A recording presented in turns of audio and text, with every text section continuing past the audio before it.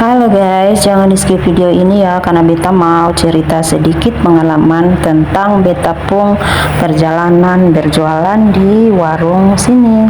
Oke teman-teman, ceritanya awal tuh beta punya teman yang jaga di warung yang ini. Nah, karena teman saya ini dia sudah resign atau sudah keluar, jadi disuruh saya yang harus kembali jaga. Dan teman-teman, jaga juga awalnya beta cuman belajar selama mungkin 1 bulan saja. Dan teman-teman, kalian mau tahu 1 bulan itu saya tuh belum terlalu paham atau belum bisa apa-apa. Dan setiap hari beta belajar itu yang ada beta kayak rasa tegang dan sepertinya beta takut untuk jualan sendiri.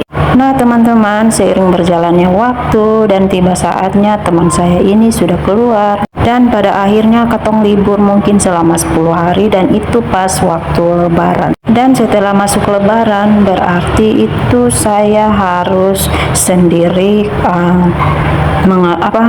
jualan di warung tersebut. Dan itu awal-awalnya itu beta setiap hari rasa kayak takut, bingung, karena memang masih pertama kali beta dibiarkan sendiri.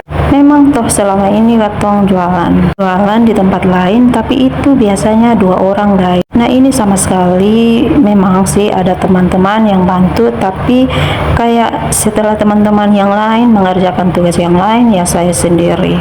Dan itu benar-benar beta baru merasakan yang namanya jualan sendirian. Dan di warung ini kita juga harus masak dan lain-lain. Berarti kalau katong di sini, berarti katong diminta untuk bisa semua. Berarti katong harus bisa untuk masak, bisa untuk packing, bahkan banyak hal yang harus katong lakukan. Bahkan juga termasuk dengan bersih-bersih. Nah awal teman saya masih ada itu setiap hari saya seperti kayak rasa takut, dan setiap hari itu teman-teman beta pernah lolos dari yang namanya kepala sakit. Dan waktu teman saya masih ada, kalau tiba-tiba banyak orang datang untuk belanja, itu rasanya seperti saya gugup dan saya bingung kira-kira apa yang harus beta lakukan. Dan itu benar-benar saya merasa seperti saya ini sangat bodoh sekali guys.